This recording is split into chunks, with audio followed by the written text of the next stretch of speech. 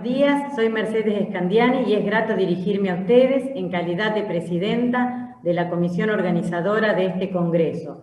Hoy es un gran día porque podemos compartir con ustedes el trabajo de más de un año de 200 personas. Señor decano, ingeniero agrónomo Juan Marcelo Conrero, autoridades de ISTA, International Seed Testing Association, señor presidente de ISTA, doctor Steve Jones, señor secretario general de ISTA, doctor Andreas Weiss, señor presidente de ALAP, ingeniero agrónomo Julián García, señores conferencistas, disertantes, autores de trabajos, al público todo. Les doy la bienvenida al primer Congreso Argentino de Semillas, organizado por ALAP y por la Facultad de Ciencias Agropecuarias de la Universidad Nacional de Córdoba. Los objetivos de este congreso son el de poner en contacto a todos los eslabones de la cadena de la semilla, lograr la interacción entre lo científico académico con el campo y la producción, visibilizar aquellas cosas que se están haciendo bien y también revisar aquellas que pueden ser mejoradas. Comunicar y difundir todos los trabajos de investigación científica que se están haciendo en nuestro país. En concreto, trazar puentes entre todos los integrantes de este gran mundo de la semilla. Con el lema Germinando Nuevas Ideas, este congreso presenta una gran diversidad de temas que están relacionados con todo este mundo de la semilla. Además, en el año de la sanidad vegetal declarado por FAO, Organización de las Naciones Unidas para la Agricultura y la Alimentación, vamos a iniciar todo nuestro programa técnico con dos conferencias plenarias a cargo de reconocidos disertantes. La primera conferencia estará a cargo del doctor Fernando Andrade, que se denomina Los desafíos de la agricultura, y luego una conferencia muy relacionada con la sanidad a cargo del doctor Marcelo Carmona, que se denomina Impacto y consecuencias de la resistencia a fungicidas de hongos patógenos de semillas. Esta parte de apertura finaliza con una mesa redonda moderada por el ingeniero agrónomo Julián García, que va a presentar todas las comisiones de trabajo de ALAP. Un poquito y muy brevemente la descripción de este congreso, que es un programa intensivo. Finalizando esta apertura, que es plenaria, va a continuar en dos salas en simultáneo, Sala Credence y Sala ALAP 25 años. A lo largo de estas dos salas, en estos 2 días, se van a recorrer todos los temas que están organizados en 5 ejes temáticos. Dichos de manera muy resumida, los nombres de estos ejes son sanidad, legales, genética, calidad y producción. Todas estas presentaciones que se van a realizar en las dos salas en simultáneo, a su vez como las conferencias, están desarrolladas por referentes de nuestro país y también de países invitados. A su vez, además de las salas, ustedes pueden recorrer la plataforma y visitar los trabajos científicos, 332 trabajos científicos, los resúmenes con sus respectivos pósters, elaborados por los autores, y también van a estar los resúmenes de las disertaciones de las salas. Así que ustedes pueden ir descansando en los intervalos y recorriendo la plataforma. Volviendo a las salas, una vez que cada disertante, que cada bloque termina las disertaciones, ustedes pueden ir desarrollando todas las preguntas que deseen para tratar de responderlas o de responder la mayor cantidad que se pueda. Esto es en cuanto a la temática del congreso en sí, que tienen que tratar de moverse por la plataforma para obtener la mayor cantidad de información. Y mirar que pueden ver también en salas en simultáneo, aunque no es fácil escuchar en simultáneo. Como estamos también convencidos de que la enseñanza es un pilar fundamental, hemos invitado a todas las facultades de agronomía y a las escuelas técnicas a participar de este congreso. Esto también va a estar en la plataforma, en una de las salas, una disertación sobre la oferta académica de posgrado que existe con el tema relacionado directamente con semillas. Esta es una parte de esta breve bienvenida que les quiero dar, que se refirió a la estructura del Congreso. Esta parte final la quiero referir exclusivamente a darles las gracias a todos ustedes, a todos los que han hecho posible que este Congreso esté hoy en marcha, con 2 jornadas repletas de información muy diversa. Les quiero dar un agradecimiento enorme a los conferencistas, a los disertantes, a los autores de trabajos, a los moderadores, a los evaluadores científicos y, por supuesto, a todo el apoyo institucional que hemos tenido. Enorme agradecimiento por el cual este congreso es virtual y es gratuito a las empresas que confiaron en nosotros y colaboraron en la parte de sponsors. Por último, en la parte de agradecimientos, quiero dar unas gracias totales a toda la coordinación general del Congreso, que estuvo en todo momento y en todo lugar, virtual, pero a todas las comisiones de trabajo que formamos, logística general, patrocinio, inscripciones y admisión, comisión científica, diseño y comunicación, que hemos estado todos trabajando codo a codo desde hace más de un año. A su vez, han surgido hasta último momento actividades que las hemos resuelto interactuando con las comisiones, como fueron los jóvenes alapenses, ensamblando los resúmenes y los pósters para que puedan estar expuestos de manera ágil en la plataforma. Y a su vez, de ultísimo momento, también un enorme grupo de asistencia en la plataforma, un grupo colaborando hasta hoy, hasta mañana y hasta ver después también cómo todas estas presentaciones van a ser compartidas en nuestro canal de YouTube de ALAP. Les cuento que esta modalidad virtual ha dado la posibilidad de participar gente de todo nuestro país y de 29 países, que tenemos 332 trabajos científicos, no solamente de Argentina, de todas las provincias de la Ciudad Autónoma de Buenos Aires y de muchos otros países. Y ya contamos con más de 2.000 inscriptos. De mi parte no me queda más de decirles que le agradezco enormemente a todos los integrantes que han participado, a todos los que hoy se suman en esta virtualidad.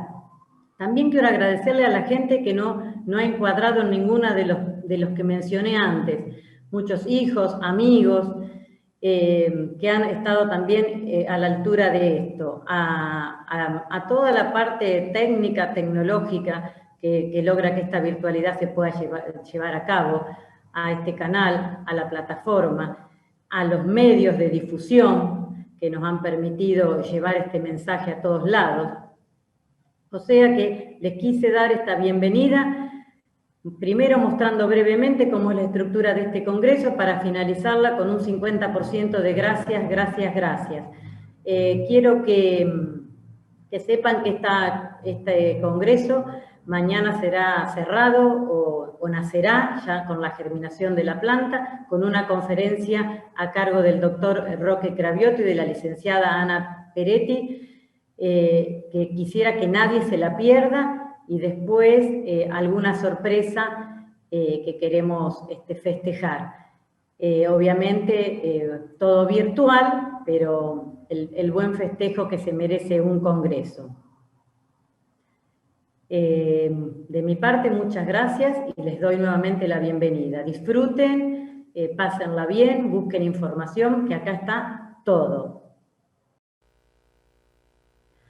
A continuación compartiremos con todos ustedes las palabras del señor Ministro de Agricultura, Ganadería y Pesca de la Nación, ingeniero agrónomo Luis Basterra, quien quería saludar a través de este mensaje. Agradecemos su participación en la inauguración del primer Congreso Argentino de Semillas. Buenos días, buenas tardes. Quiero aprovechar esta oportunidad para saludar y felicitar a los impulsores de este encuentro, a las autoridades de la Asociación de Laboratorios Agropecuarios Privados y de la Facultad de Ciencias Agrarias de la Universidad Nacional de Córdoba, y a todos los presentes por compartir estos espacios para la generación de ideas. Desde el Ministerio compartimos la importancia de propiciar el intercambio de conocimiento y de experiencias porque es el camino que permite seguir avanzando en pensar juntos las mejores oportunidades y desarrollos acordes a las necesidades de nuestro país y para el crecimiento del sector. Les deseo unas buenas jornadas y reitero el compromiso para continuar trabajando en la articulación desde las distintas áreas del Ministerio con las empresas, los productores y las universidades del país. Muchas gracias. Continuando, como moderadora de este bloque de apertura, invito al señor decano de la Facultad de Ciencias Agropecuarias, ingeniero Marcelo Conrero, a decir sus palabras. Muchas gracias, Mercedes. Bienvenidos a este primer Congreso Argentino de Semillas.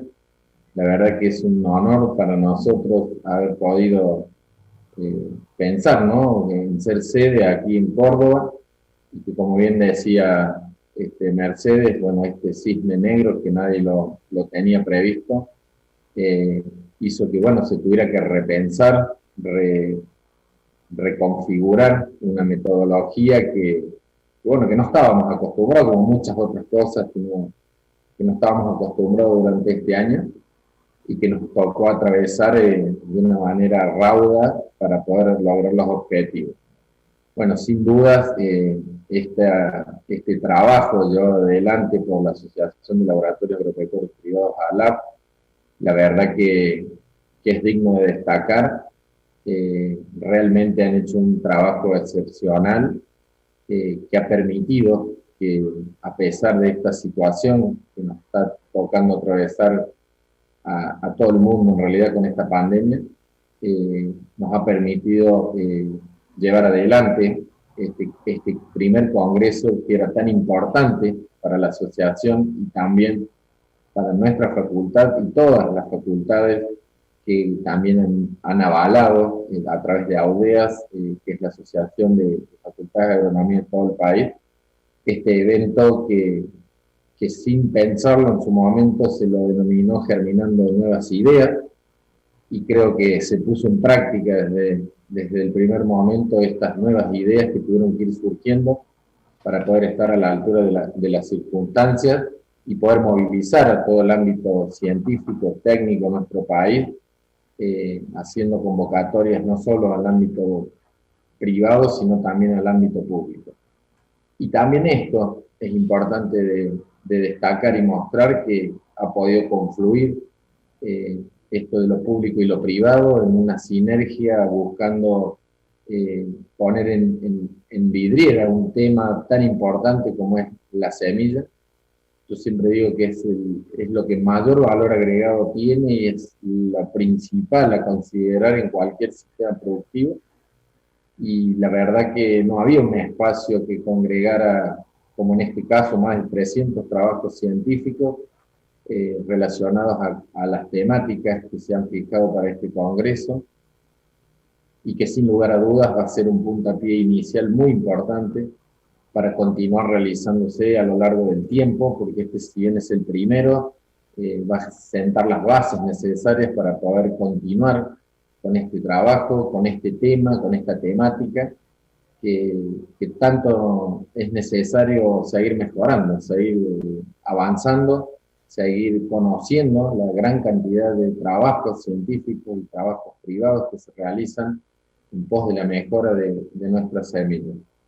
Este evento en realidad tiene más de 1.500 inscritos entre personas relacionadas a la actividad semillera, laboratorios, pero también investigadores, personal de laboratorios que trabajan, digamos, como técnicos, asesores, también a nuestros docentes, estudiantes de las universidades, y algo muy importante también, productores, que se han ido sumando y que seguramente van a poder aprovechar el enorme nivel que tenemos con los disertantes excelentes, no solo a nivel nacional, sino a nivel internacional, que van a poder estar brindando su conocimiento, sus experiencias en temáticas realmente muy importantes y muy bien logradas dentro de esos 5 ejes que incluyen a la calidad, a la sanidad, a la genética, a las innovaciones tecnológicas y el marco legal y regulatorio,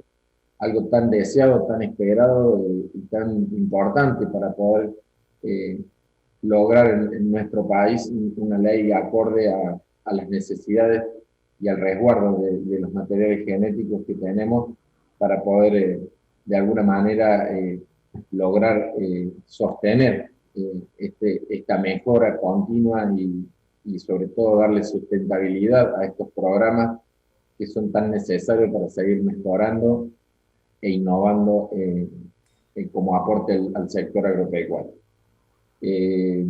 Nosotros, como Facultad de Ciencias Agropecuarias, queremos felicitar a toda la asociación de laboratorios privados ALAB por el enorme desempeño puesto en evidencia en este primer congreso.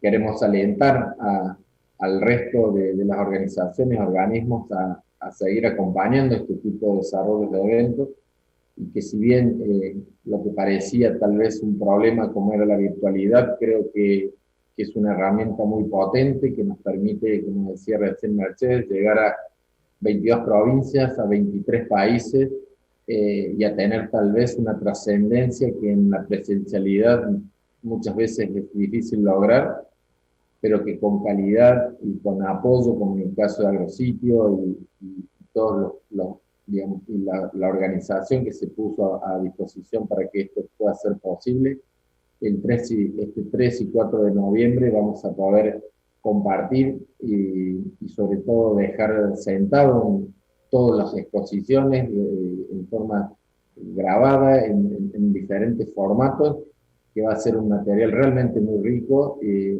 muy necesario también para nosotros, en caso de las universidades, para lo que es la adecuación, mejora y sobre todo utilización de información para ir renovando, mejorando lo que es nuestra educación en diferentes carreras relacionadas a las ciencias agropecuarias. Así que tengo nada más que agradecimiento y le queremos dar formalmente la bienvenida a este primer Congreso Argentino de Semillas, Germinando Nuevas Ideas.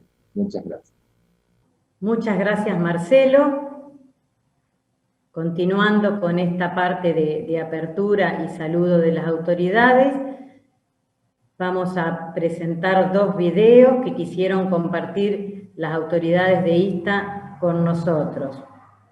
El primer video a cargo del señor presidente, doctor Steve Jones, y el segundo video a cargo del señor secretario general, doctor Andreas Weiss.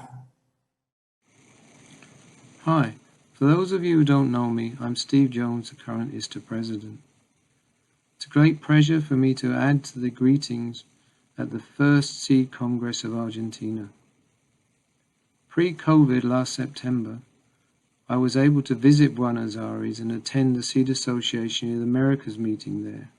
After the meeting, I met with ISTA colleagues and technicians at the ISTA accredited laboratory in Buenos Aires.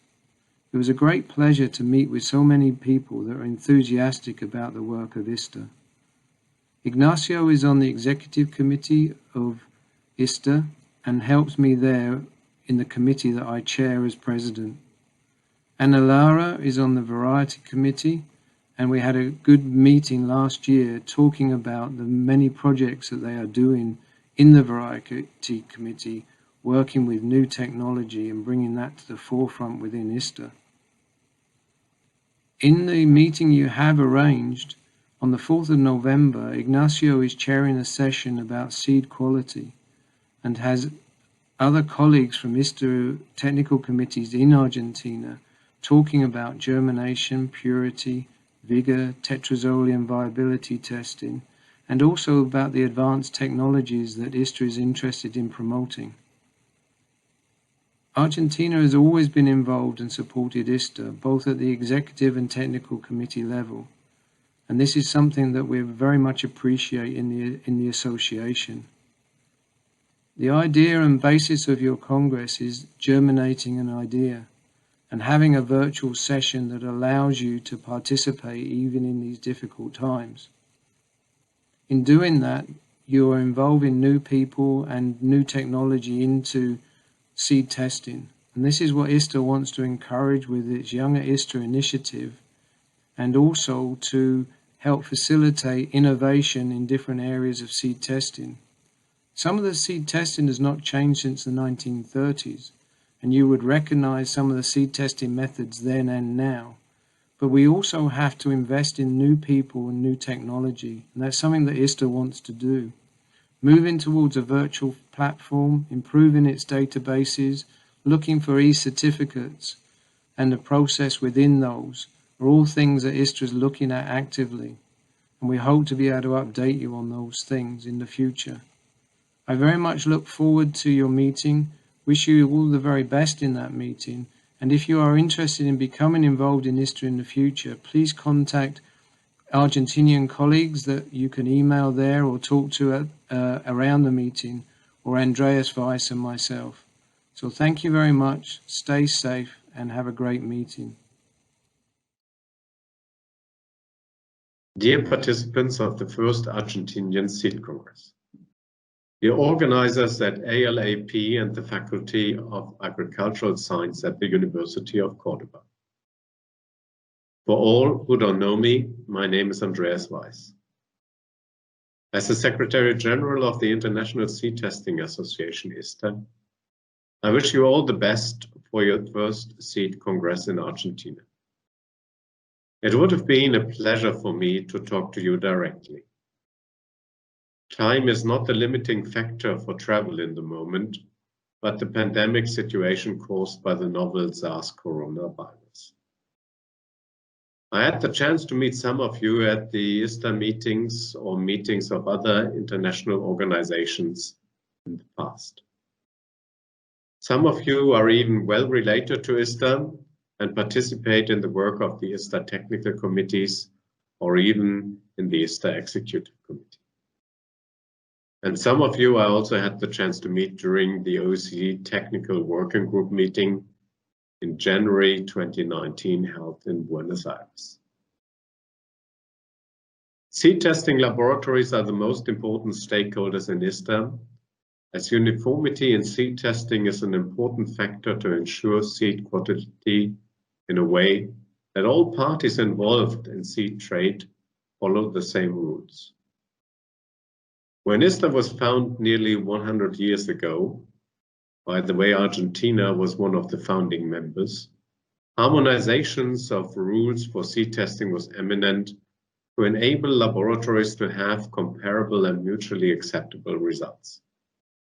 It was very soon that the results of tests using the ISTA rules were accepted worldwide as an effect of this effort.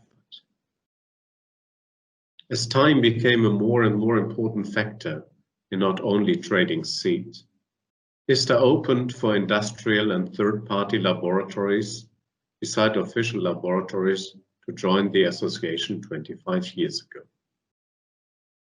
The introduction of the accreditation system to laboratory members followed 1 year later.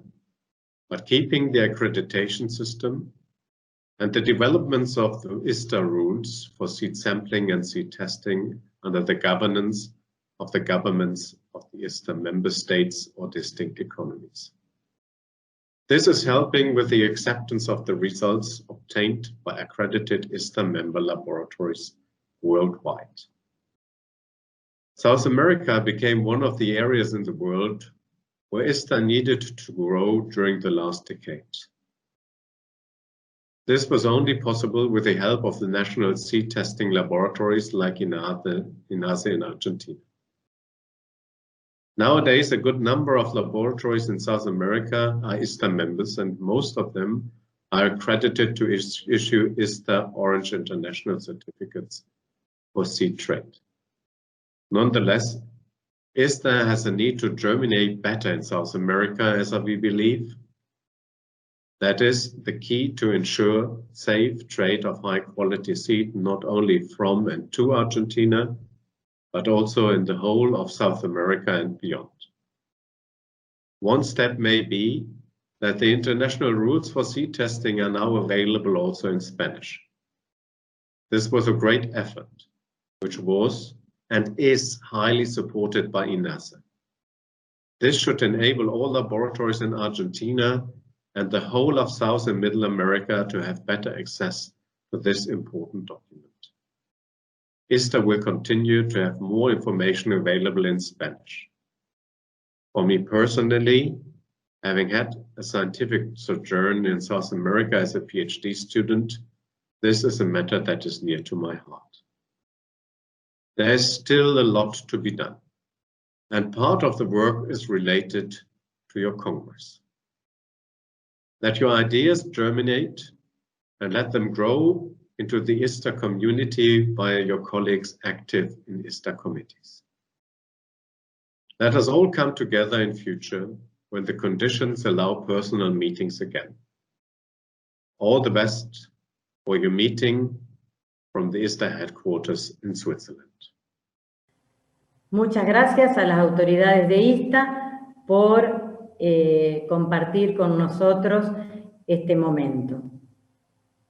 Vamos a continuar con la presentación del señor, el gran señor, ingeniero agrónomo Julián García, presidente de ALAP.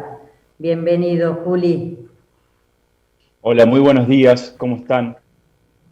Lo primero que me hace es gracias, muchísimas gracias. Desde ALAP, desde la asociación, estamos muy contentos. No sé si la palabra puede llegar a abarcar todo lo que sentimos por este congreso. Totalmente agradecidos de las personas que están haciendo posible este congreso.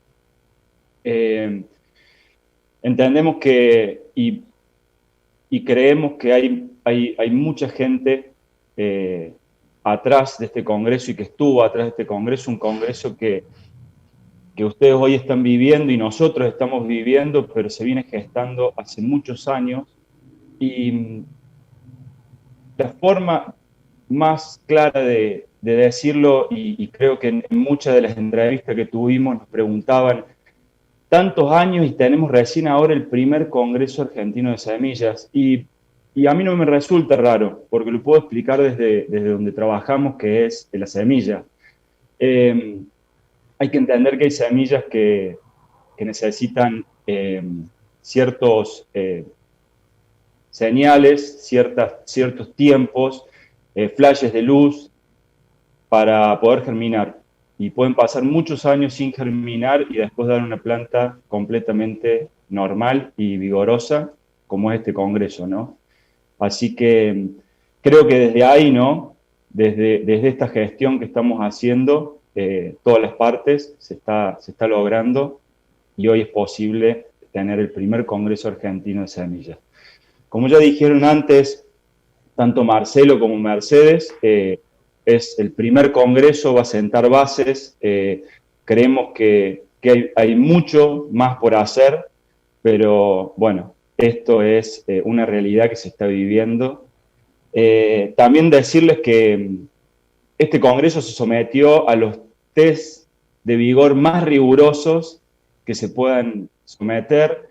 Hablaron de COVID, hablaron de obviamente, un primer congreso argentino de semilla. ¿Qué pensábamos? ¿Qué queríamos? Queríamos estar presenciales, contacto, poder conocernos, poder intercambiar ideas. Bueno, lo vamos a hacer desde esta forma, ¿no? Creo que estos test demostraron que hay mucho vigor en este congreso, que hay muy buena calidad, y más que todo hablar desde los simientes, ¿no? Desde las raíces. Quiero dejar en claro esto, ¿no? Que ver una plántula vigorosa quiere decir que tiene una raíz vigorosa, y a esto me quiero referir, ¿no? esto que no se ve, las raíces, son todas estas comisiones que se armaron para poder lograr el Congreso, ¿no? Así que desde ahí agradecer y poder hacer visible todo el esfuerzo que se realizó para este Congreso. Les puedo asegurar que hay más de 200 personas trabajando atrás del Congreso y que hoy, gracias a eso, es posible que ustedes estén viendo estas disertaciones, estén viviendo este Congreso, que para nosotros es una realidad, ¿no? También decirles que hemos encontrado en este Congreso, toda una simiente que viene en ALAP nueva, hablando de la genética, si queremos hacer referencia a esto, viene toda una camada de enormes personas que han demostrado que se puede mejorar el día a día y básicamente esas son las bases de ALAP, ¿no? La mejora constante. Bueno, agradecimiento a todos los disertantes, a todos los trabajos y ahora sí especialmente hablar a ustedes, a quienes también hacen de este evento una realidad, ¿no? A todos estos inscriptos, más de 1.500 inscriptos. ¿Qué decirles? Yo creo que el lema, germinando nuevas ideas, háganse lo propio. Entonces, lo que yo pienso es esto, están ante una calidad de sustrato, de temperatura, de calidad de luz, con todos estos disertantes y trabajos, que está propicio a germinar nuevas ideas. Así que muchísimas gracias, gracias Mercedes, gracias Marcelo, gracias a todos los integrantes de ALAP, disertantes y a todos los que han presentado trabajos, más de 300 trabajos. Gracias, muchísimas gracias. Muchas gracias, Juli. La verdad que agradezco a todas las autoridades, a Marcelo, a Julián y por supuesto a las autoridades de ISTA. Ahora vamos a dar comienzo a la parte técnica de este congreso con una conferencia inaugural a cargo del doctor Fernando Andrade. El ingeniero agrónomo Master Science PhD Fernando Andrade, muy reconocido, que va a hablar de los desafíos de la agricultura. Bienvenido, Fernando. Muchas gracias, Mercedes, y muchas gracias a vos y a todos los organizadores por haberme invitado a este congreso y haberme dado el honor de hacer esta presentación, en la cual voy a compartir algunas de las últimas ideas o cálculos que calculo que en un par de meses va a salir un nuevo libro sobre los desafíos de la agricultura a nivel global en las próximas 3 décadas. Y bueno, y quiero compartir con ustedes algunas de las principales ideas de ese libro. Como les decía, voy a hablar de los desafíos en cuanto a requerimientos de alimentos, el impacto ambiental y la pobreza. Vamos a ver si estamos progresando. 10 años después de haber hecho las primeras estimaciones, podemos hacer un análisis si estamos progresando en las metas que nos habíamos fijado. Y después vamos a ver cómo la innovación y colaboración, cualidades inherentes a los humanos, son indispensables para enfrentar estos desafíos. En esta diapositiva vemos desde que comenzó la agricultura cómo fue aumentando la producción de cereales, en este caso los principales cultivos que producimos. Y desde el 2010 al 2050 teníamos que aumentar entre un 60 y un 70% la producción de cereales por los futuros incrementos de demanda. Pero paralelamente también se daba un aumento del impacto ambiental, lo que vemos en las barras rojas, ¿sí? Y el gran desafío que tenemos es satisfacer futuras demandas, pero paralelamente reducir el impacto ambiental. Desacoplar producción de impacto ambiental. Asegurar conservación y restablecimiento y uso sostenible de los agroecosistemas y alcanzar un desarrollo más equitativo. Vamos al primer punto, que es requerimientos de alimentos. El incremento en la demanda se da por 2 motivos, 2 fuerzas traccionan este incremento. Uno es el aumento poblacional, ¿sí? Que ven acá a lo largo de los años como la población en el mundo va aumentando. Llegaremos en el 2050 a unos 9.700, 9.800 millones de personas. La tasa de crecimiento poblacional actual es de 1% anual. Fíjense que gran parte del crecimiento poblacional se da en el continente africano, ¿sí? y hacia el 2100 se espera que la población se estabilice. El otro factor que tracciona el crecimiento poblacional es la mejora en poder adquisitivo, que se proyectan aumentos de 1,5% por año. El coronavirus va a producir algún efecto sobre esto, pero las proyecciones son de aproximadamente 1,5% por año a nivel global. Y en la medida que aumenta el poder adquisitivo, aumentan las demandas de calorías vegetales de cultivos y de proteínas vegetales de cultivo. Y no porque nos vamos a consumir todas estas calorías, sino porque comemos cada vez más carne y la carne requiere de muchas calorías para producirse. Los nuevos cálculos hechos este año indican que para el mundo el incremento de demanda entre 2018 y 2050 va a ser de un 47%. El 47% de incremento en demanda de kilocalorías vegetales, kilocalorías de cultivo, para alimentación directa y para alimentación de los animales que pues, consumimos sus productos. Ahora, fíjense las notables diferencias que hay entre lo que requiere África y lo que requiere Europa, ¿no? Hay grandes contrastes entre los distintos continentes, pero para el mundo, globalmente, quedémonos con la idea de este 47% de incremento. Ahora, esto se puede moderar. Podemos moderar las demandas y podemos reducir pérdidas y desperdicios. Fíjense en el gráfico de la izquierda. Acá tenemos graficado reducción de demanda en el 2050 en función de un límite a la calidad de la dieta que le impongamos, ¿sí? A la cantidad de esas kilocalorías vegetales de cultivo que demandamos para consumo directo y para alimentar los animales. Si fijamos en 5.000 esas kilocalorías como límite, la demanda se reduce un 12%. O sea, reducimos un 12% ese valor de 47. Por otro lado, pérdidas y desperdicios. Hoy en el mundo se considera que se pierden el 31% por distintos motivos, ¿no? El 31% de los alimentos que se producen. Si redujéramos esas pérdidas a la mitad, al 50% a nivel global, el mundo, son los círculos negros, la demanda aumentaría solo un 20% en lugar del 47% que habíamos dicho. Esto nos muestra la importancia de la moderación de la dieta, que además son dietas más sanas, como recomienda Lancet Commission, y la importancia de la reducción de las pérdidas y desperdicios en la tarea que tenemos en cuanto a incrementar la producción hacia el año 2050. ¿Cómo nos alivia la tarea estos dos factores? Ahora, ¿cuál es la capacidad de producción de alimentos que tenemos? ¿Cuál es el potencial de expansión de la producción? ¿Podemos aumentar la superficie?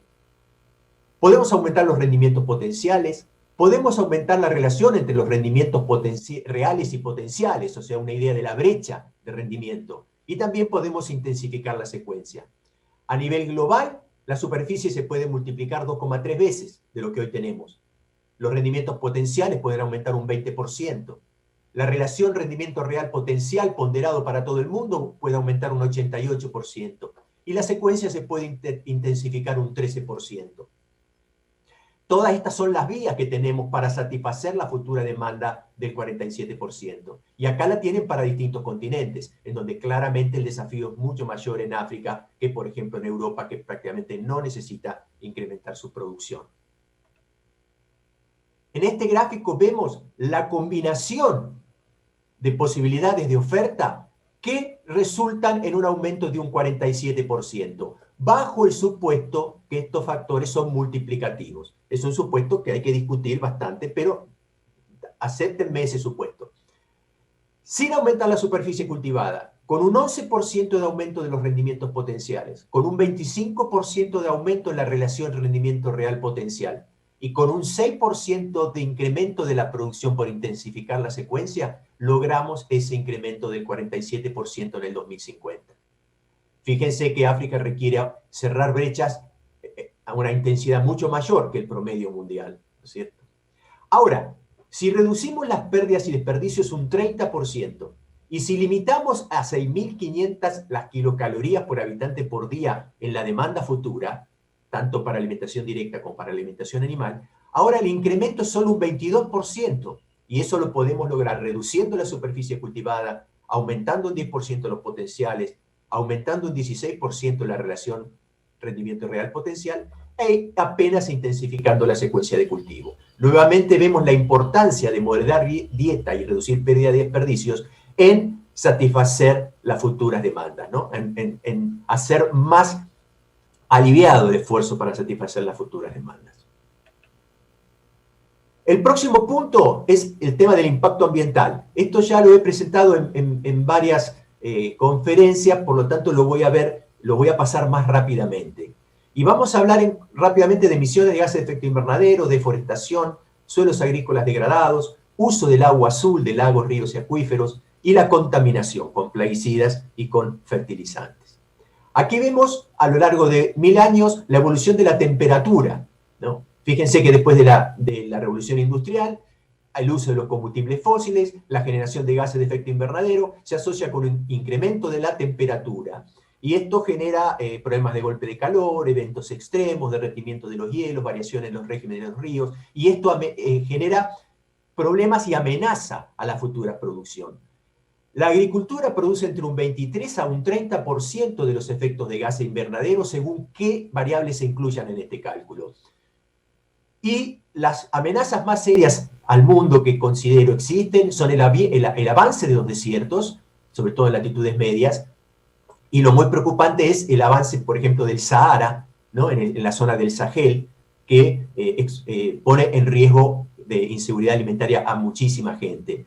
El otro es la subida del nivel del mar. La subida del nivel del mar por derretimiento de los hielos se está acelerando y eso inunda zonas bajas como Bangladesh, algunos lugares de China y muchos otros en el mundo, pero es muy crítica, por ejemplo, la situación en Bangladesh.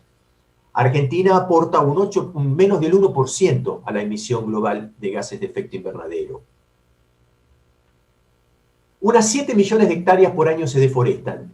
Y esto no es bueno porque está asociado con emisiones de gases de efecto invernadero, con pérdida de biodiversidad, exposición de suelos frágiles a procesos erosivos y excesos hídricos, porque un cultivo por año consume mucha menos agua que un bosque y eso produce excesos hídricos que junto con las precipitaciones extremas producen los graves problemas de inundación que estamos sufriendo, ¿no? Aquí este mapa muestra las zonas más críticas de deforestación actual, en rojo son las zonas más críticas, y este gráfico muestra cuáles son los países que más deforestan en el mundo a través de lo que se ha deforestado en los últimos 25 años. El impacto ambiental de la agricultura en cuanto a contaminación, en estos gráficos de la izquierda vemos la evolución de uso de plaguicidas y de nitrógeno aplicado en el mundo, círculos negros, y en distintos continentes. En el mundo se aplican 4 millones de toneladas de principio activo de plaguicidas, herbicida, fungicida, insecticida al año y 200 millones de toneladas de fertilizante medidos como nitrógeno y óxido de fósforo y potasio.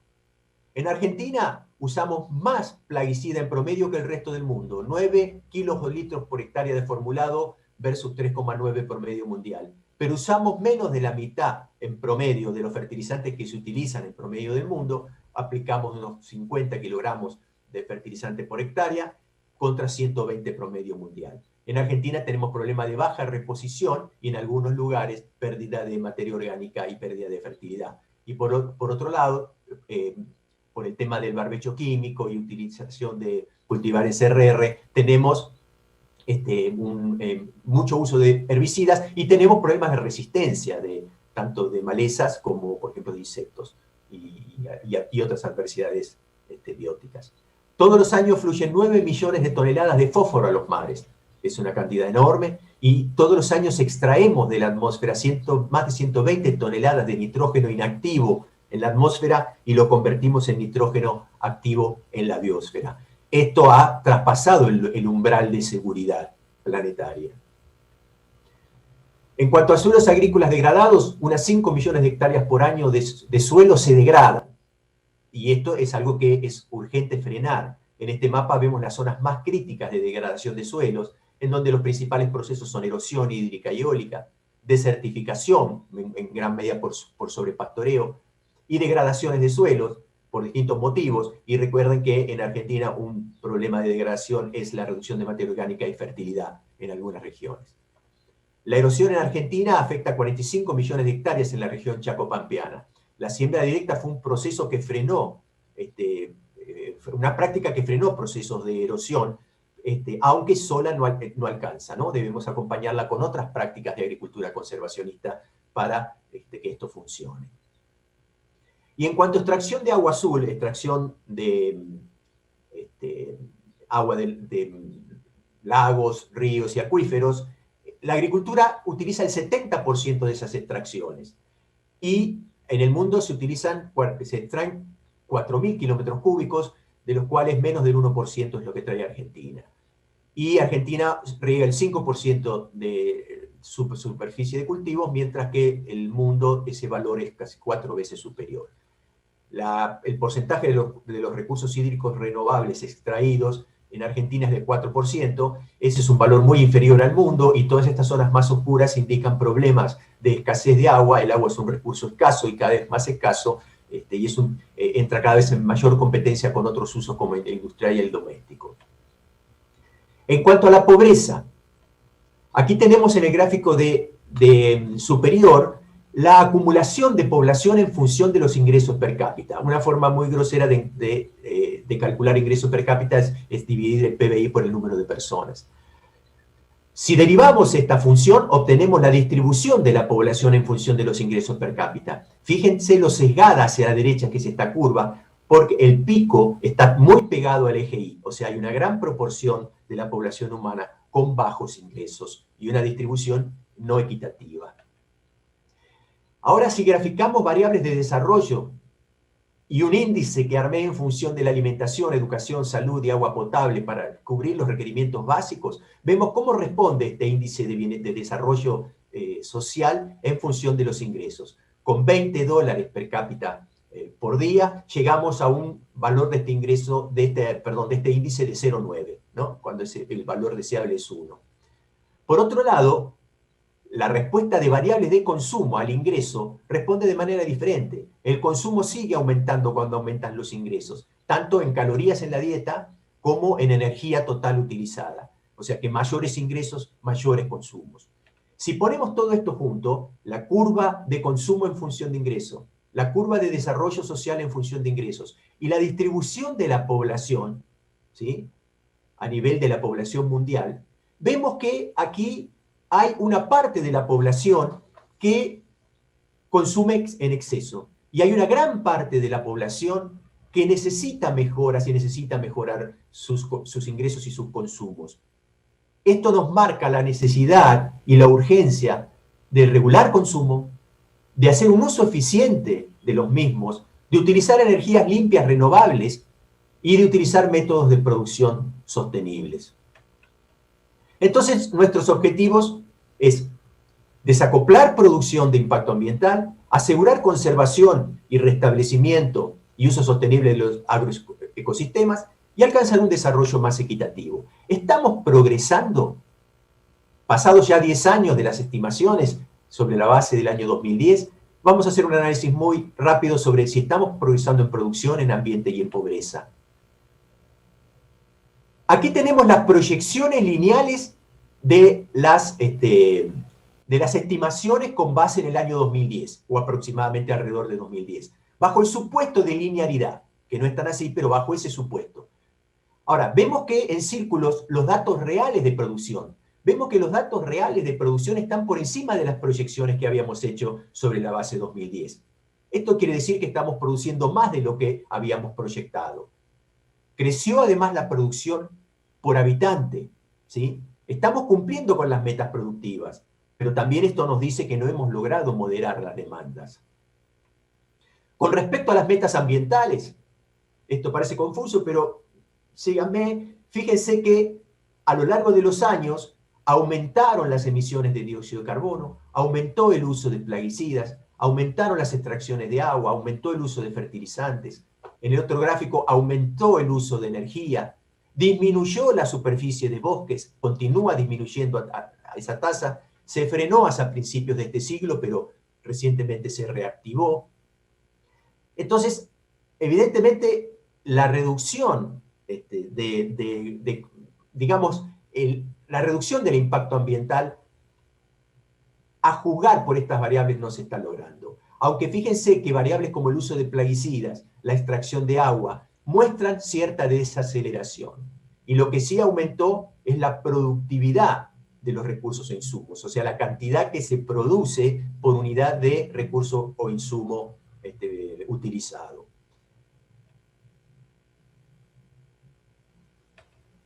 En cuanto a progresos en la reducción de la pobreza, en el gráfico de la derecha, que es más sencillo de ver, a lo largo de los años, fíjense cómo en el mundo se redujo la pobreza extrema. Cayó de alrededor de un 36% a solo 12%. Esto más que nada traccionado por la reducción en China que ocurrió. Por ejemplo, si se fijan en África subsahariana, esta reducción fue mucho más lenta.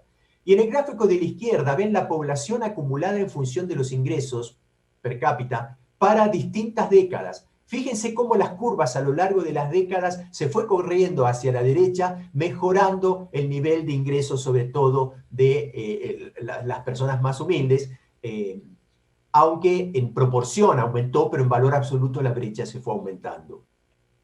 Y lo que estamos viendo entonces es que en el mundo, este gráfico acá, la cantidad de desnutridos venía bajando siguiendo los objetivos de desarrollo sustentable de las Naciones Unidas, pero en los últimos años lo que se observa es que esto vuelve a crecer. Fíjense el porcentaje de desnutridos en África y en algunos otros países pobres del mundo, que ha crecido en los últimos años. Esto produce mayor inseguridad alimentaria, cae la producción per cápita, incluso en algunos países, por ejemplo, de África subsahariana. Y en los países donde se observan estos problemas, son los países que mayor crecimiento poblacional tienen y son los países en los cuales el calentamiento global genera y generará mayor impacto. Esto es un serio problema que tenemos que solucionar. Entonces hemos hecho notables progresos en reducción de pobreza y hambre, pero persisten unos 820 millones de desnutridos. Este valor, si hablamos de deficiencia de micronutrientes, crece a 2.000 millones de personas. Hay 1.200 millones de personas con problemas de escasez de agua y esto está creciendo muy rápidamente. Hay 2.500 millones de personas con sobrepeso y obesidad. Y un 30% de los alimentos se pierden y desperdician y todavía tenemos una materia pendiente en cuanto a desarrollo más equitativo. La seguridad alimentaria global está en peligro por creciente presión sobre los recursos naturales, por el cambio climático, por los desastres naturales. Necesitamos de innovación y de colaboración para enfrentar estos problemas. Los desafíos que enfrentamos en cuanto a satisfacer futuras demandas, cuidado del ambiente y un desarrollo más equitativo requieren innovación. Para satisfacer las futuras demandas, no podemos aumentar la superficie cultivada. La comunidad científica está en completo acuerdo en que esta no es la vía de aumentar la producción de alimentos por los problemas de emisiones de gases de efecto invernadero, los problemas de pérdida de biodiversidad, degradación de suelos y excesos hídricos que ya comentamos. Lo que tenemos que lograr es aumentar los rendimientos por unidad de área y por unidad de tiempo. Pero esto no debe centrarse en el uso de insumos como ocurrió en las décadas pasadas, desde mitad del siglo XX en adelante, sino que tenemos que centrarnos en aumentar la eficiencia de uso de recursos e insumos, en reducir el impacto ambiental. Tenemos que centrarnos entonces en una intensificación sostenible. Cuando hablamos de intensificación sostenible, nos referimos a tecnologías duras, como por ejemplo el mejoramiento genético, biotecnología, algunas tecnologías duras novedosas que son realmente maravillosas. Pero el énfasis lo quiero poner en tecnologías de procesos y de conocimientos. Conocimientos del ambiente, del funcionamiento del cultivo, las pasturas y los pastizales, de la biología de plagas, de las dinámicas interacciones entre los componentes del sistema, nos tienen que guiar los procesos de producción, como manejo del suelo, rotaciones, manejo de cultivos, pasturas, pastizales, manejo integrado de plagas, etc.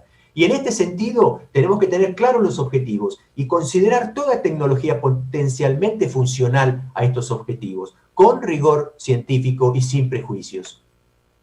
Algunas tecnologías de procesos y conocimientos, agricultura conservacionista, rotaciones, manejo con bases ecofisiológicas y ecológicas, agricultura por ambiente y de precisión, cultivos de cobertura, recirculación de nutrientes, manejo integrado de plagas.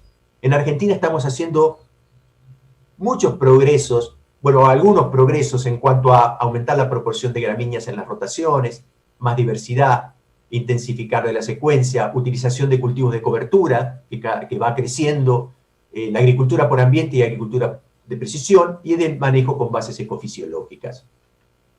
El lema del Congreso es Germinando Nuevas Ideas. Como mencionaban recién, fíjense, varios títulos de bloques y paneles hablan de innovaciones tecnológicas, otra vez innovaciones, desafíos, y muchos temas, estuve mirando el programa, muchos temas se basan en tecnologías de conocimientos y procesos, como diagnóstico y manejo de enfermedades, biología de plagas, control sustentable de enfermedades, resistencia de malezas a herbicidas, tratamiento de semillas, producción de semillas de calidad, buenas prácticas en producción de semillas, genética y biotecnología. Si la protegemos, la innovación es inevitable, impredecible, acumulativa y exponencial y disruptiva. Es una característica inherente al ser humano, es inevitable. Somos innovadores y eso nos dio ventaja adaptativa en nuestra evolución. Es impredecible, es muy difícil poner en la ecuación de lo que va a pasar el tema de la innovación y el tema de la creatividad. Es acumulativa, es direccional, una idea lleva a la otra, y además es exponencial y muchas veces disruptiva, porque los productos de nuestra innovación retroalimentan dicha capacidad de innovación. Un ejemplo notable de cómo las distintas tecnologías además interaccionan entre sí es este robotito que controla malezas, en donde hay una asombrosa sinergia entre la robótica, la informática, la tecnología de sensores, la satelital y la energía solar. En este gráfico vemos la evolución de eventos enumerados de innovación relacionados con supervivencia y alimentación desde que empezó el género Homo. El evento 1 fue las herramientas de piedra, por eso lo denominamos Homo habilis.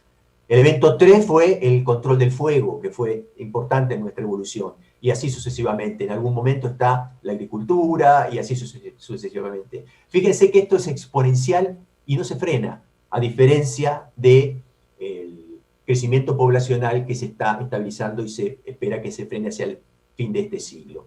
Las sociedades fracasan si no cuidan esta capacidad humana de innovación. Y finalmente, la colaboración. Los desafíos que enfrentamos en cuanto a satisfacer futuras demandas, cuidado del ambiente, desarrollo más equitativo, requieren colaboración. Debemos conformar sociedades que aprenden a través de la virtuosa articulación de actores, visiones y disciplinas. En lo que a innovación se refiere, y los productos de la interacción son de un orden de magnitud superior a la suma de los efectos individuales. Y la colaboración es inherente al ser humano. Lamentablemente se expresa más que nada con los que identificamos con nuestro grupo, pero la humanidad en su conjunto es un gran grupo, tiene un origen común y tiene un destino común. Por supuesto que para lograr estos objetivos de una producción sostenible se necesitan incentivos, regulaciones, inversiones en infraestructura, capacitación. Educación es fundamental. La educación para el progreso individual, que posibilita que los individuos sean más innovadores, pero más importante, la prosperidad colectiva, la inteligencia colectiva, la capacidad de colaboración, empatía, diálogo, respeto. Esto contribuye al modelo interactivo de innovación necesario para enfrentar los desafíos de equidad, nutrición y ambiente. Entonces, habíamos visto que necesitamos satisfacer futuras demandas. Este valor, calculado desde el 2020, se reduce a un 47%, y si nosotros podemos reducir pérdidas y desperdicios y moderar demandas, esto puede reducirse más que el 47%. O sea, puede ser menor al 47%. Y paralelamente debemos reducir el impacto ambiental. Bueno, hemos visto que las metas productivas las estamos alcanzando, hemos visto que las metas ambientales no se están cumpliendo, aunque se ven ciertas tendencias a desaceleración en algunas variables. Tenemos, entonces, es urgente y necesario desacoplar producción de impacto ambiental. Cada vez más trabajos uno encuentra donde es compatible intensificar y producir de manera sostenible, ¿no? Antes se hablaba que intensificación va contra la sostenibilidad. No, si esa intensificación se basa más que nada en tecnologías de conocimientos y en procesos y en buenas prácticas, es compatible la intensificación y la sostenibilidad. Pero, insisto, intensificación sobre todo en conocimientos y procesos. Hemos hablado de los desafíos que enfrentamos en cuanto a satisfacer futuras demandas, reducir impacto ambiental y eliminar la pobreza. ¿Estamos progresando? Vimos que en producción estamos aumentando los niveles de producción, aunque vemos que no logramos moderar demandas. En cuanto a ambiente, no estamos progresando como habíamos dicho que debíamos hacerlo, tenemos que ajustar en este aspecto. Y en cuanto a la reducción de la pobreza, todavía, a pesar de que mejoró y se redujo notablemente la pobreza extrema, todavía hay inequidad y tenemos mucha tarea por delante en esto, y hay regiones del mundo donde la situación está empeorando por el tema del cambio climático complica esa situación.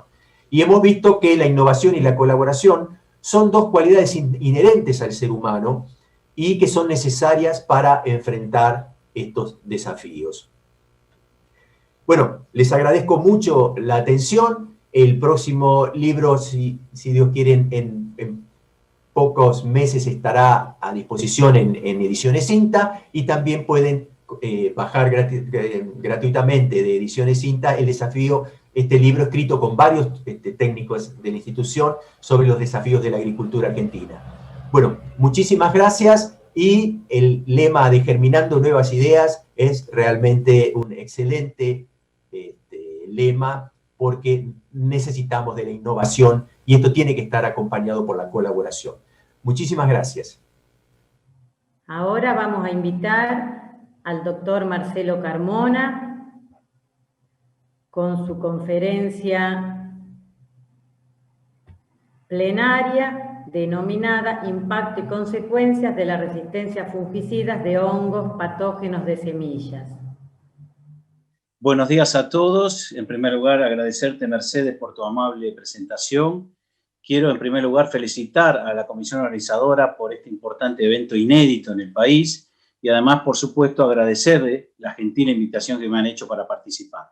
La propuesta de mi conferencia tiene que ver con el análisis del impacto y consecuencia de la resistencia a fungicidas en patógenos de semilla. Como ustedes saben, el control químico, los fungicidas, es una táctica de manejo ampliamente utilizada en la agricultura moderna tradicional, no solamente para mejorar la producción, productividad, sostenerla, sino también mejorar la producción de alimentos. Años atrás, muchos técnicos y productores contaban con una paleta diversa de moléculas que con una relativa baja dosis podían ejercer un buen control a una amplia gama de patógenos. Hoy, lamentablemente, el escenario es totalmente diferente, y podemos decir dramáticamente diferente.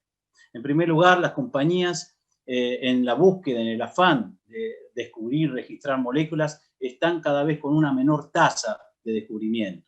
Hay mucha más inversión necesaria, 250, 300 millones de dólares por cada molécula fungicida.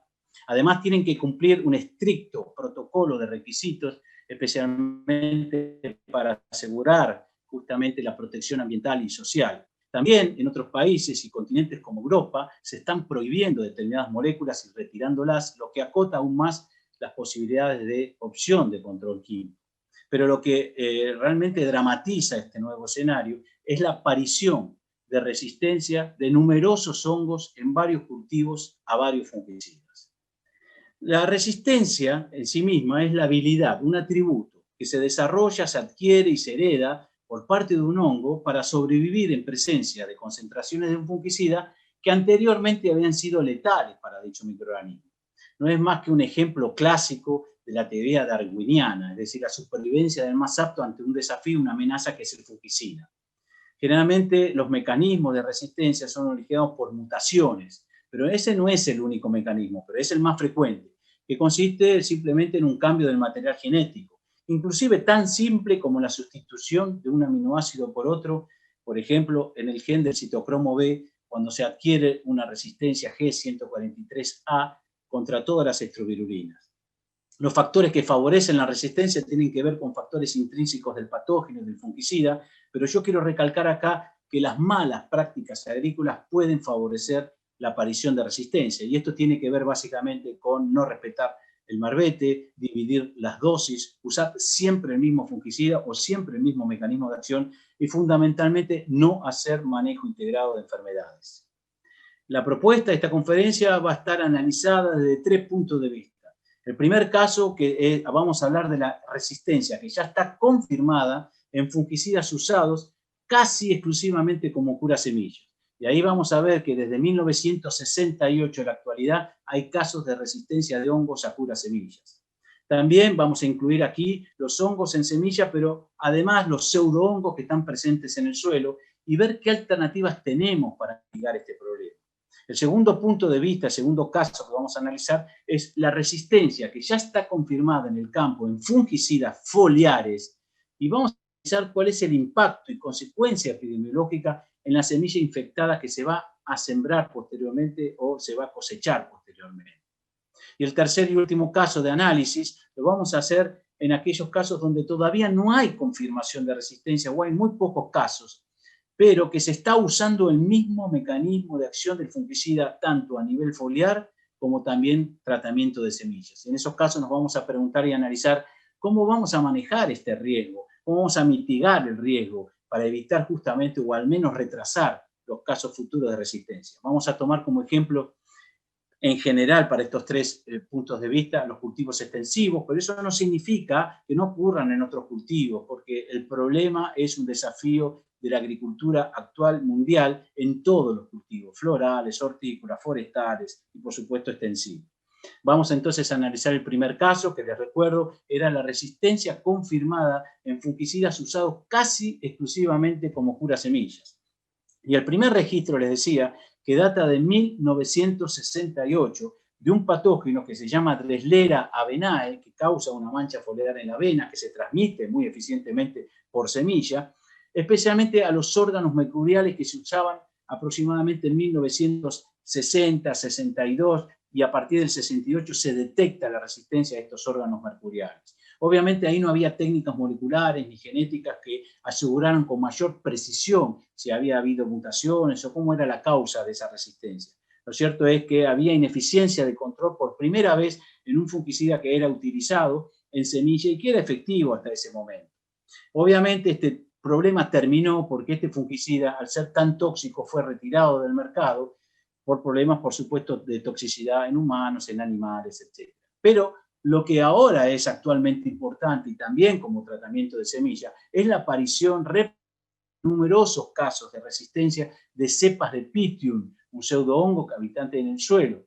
Especialmente en Estados Unidos los reportes son cada vez más abundantes al fungicida metalaxil mefenoxam. Ustedes saben que este fungicida se utiliza muy frecuentemente, especialmente en leguminosas, para el tratamiento de semillas, de soja, de garbanzo, pero también se utilizan en otros cultivos.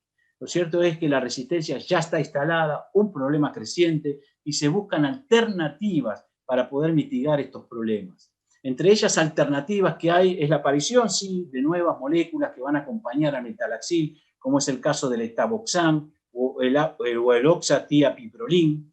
Y también muchas veces hay investigadores que tratan de extrapolar los fungicidas foliares para ser utilizados como tratamiento de semillas. Bueno, en este caso este grupo de investigadores ha probado, ha evidenciado que algunos fungicidas que se usan solo a nivel foliar pueden ser utilizados para el control de Pythium.